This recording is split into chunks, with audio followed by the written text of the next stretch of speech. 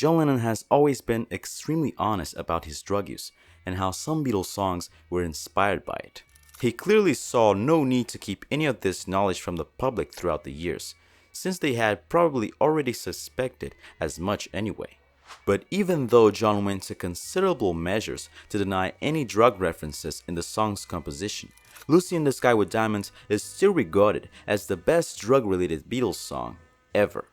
I swear to God, or swear to Mao, or to anybody you like, I had no idea it spelled LSD, John cried.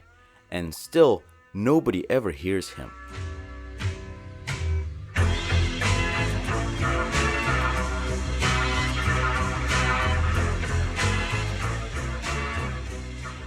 One of John's dreamier songs, Lucy in the Sky with Diamonds, circles lazily on melodic eddies and an iridescent stream of sound. Taking its title from a pastel drawing by his 4-year-old son Julian and its atmosphere from a hallucinatory chapter in Lewis Carroll's Through the Looking Glass, it was naturally assumed to be a coded reference to LSD. This is the truth. My son came home with a drawing and showed me this strange-looking woman flying around. I said, "What is it?" He said, "It's Lucy in the Sky with Diamonds." I thought, that's beautiful. I immediately wrote a song about it. The song had gone out, the whole album had been published, and somebody noticed that the letters spelt out LSD. And I had no idea about it. And of course, after that, I was checking all the songs to see what the letters spelt out. Yeah. They didn't spell out anything, none of the others, and it wasn't about that at all, you know.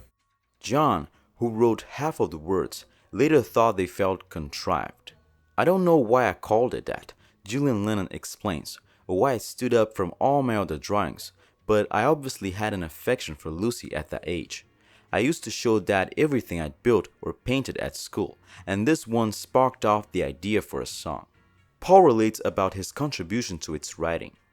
George Martin wrote a book called The Summer of Love, and he asked me to proofread it just to see if his memory was the same as mine. And he got to a song called Lucy in the Sky with Diamonds, and he said, well, this was John's song completely. And John wrote this, very typical of John, da-da-da-da-da-da. So I had to ring him up. I said, George, I said, no, it was John and I. I said, we sat down. I contributed half of the song. I remember clearly arriving at John's place, it's in the book here, where he had this little drawing that Julian, his son, had done. And across the top of it, in this very naive children's writing, was Lucy in the Sky with Diamonds. John said, what about that for a title? I said, fantastic. He said, well, come on, let's go upstairs and write it, which we did. Things like that, where it's almost a better story that John just wrote Lucy in the Sky with Diamonds himself, that it's attributed to LSD, etc., etc., all the little legends that have grown up about it. But unfortunately, it's just not true. You know, that I was there and we had a great session because we loved the subject matter. John would then say, picture yourself, because it was very, very John opening that, because it's very Lewis Carroll. Yes. Picture yourself. Yes. John and I both loved Alice. So it was kind of our starting point rather than LSD. Yes. It was more Alice in Wonderland, you know. So we went through it. I came out with newspaper taxis. He'd parry with, go with the looking glass eyes. I'd come out back with kaleidoscope or whatever this.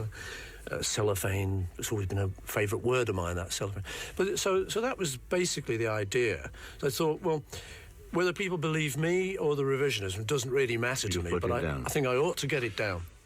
Another inspiration came from an unlikely source, The Goon Show, a very popular 50s British radio comedy program featuring Peter Sellers and Spike Milligan. Since John was a big fan and George Martin happened to have produced recordings for the comedy team, Spike Milligan was invited to some Sgt. Pepper recording sessions and struck up a friendship with John in particular. John told him that Lucy, as well as other Beatles songs, were partially inspired by the Goons' humor.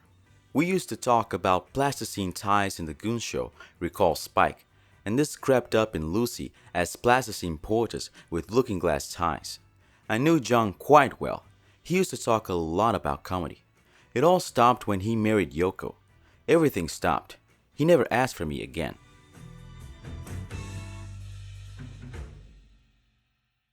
The first day of recording consisted of an 8-hour session in which John composed much of the song on the hoof.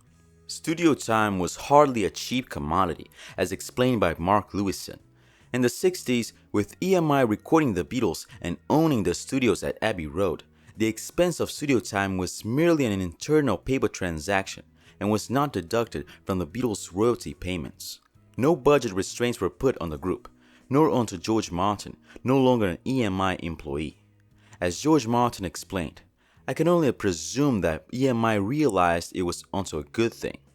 The group filed back into EMI Studio 2 on March 1st for a proper recording of the rhythm track, consisting of George on acoustic guitar, George Martin on piano, Paul playing organ, Ringo on drums, and John singing guide vocals during the verses while playing maracas.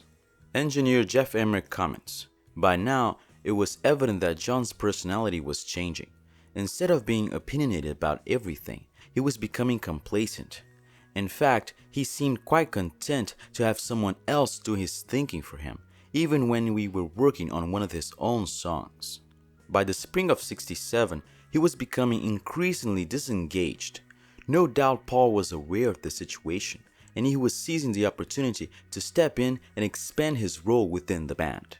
That manifested itself down in the studio as they worked on this song, with John's lead vocal getting less aggressive and more dreamy with each successive take. Before take 4 begins, for example, we can hear Paul taking charge, instructing a distracted John. "Concentrate, John, sing those quicker," demonstrating how Paul feels the vocals should be sung. Then, on March 2nd, came the overdubs. The first thing tackled was a vocal track by John and Paul for the choruses of the song. Paul sometimes singing the lower melody line, and other times singing a higher harmony to John's lower part. Finally, Paul's bass and George's distorted lead guitar were added. In hindsight, John hated the production, made unusually rapidly for Sgt. Pepper, and expressed a wish to re-record it. Despite spending nearly a total of 24 hours of studio time on one song may sound like a lot, Lucy was actually one of the quickest Sgt. Pepper recordings. Such was the care made in crafting this masterpiece. Years later, in 1974, John took Lucy to the studio once again. Under the pseudonym Dr. Winston O. Boogie, he joined Elton John to play rhythm guitar and sing backing vocals on Elton's cover version of the song. The result was a highly successful single released during the height of Elton's career.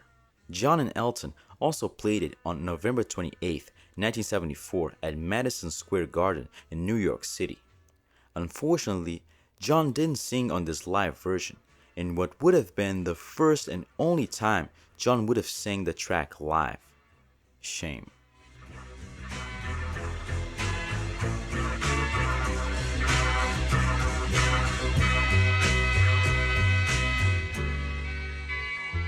Were there any inspirations like other bands that you were listening to for harmonies besides the Everly Brothers?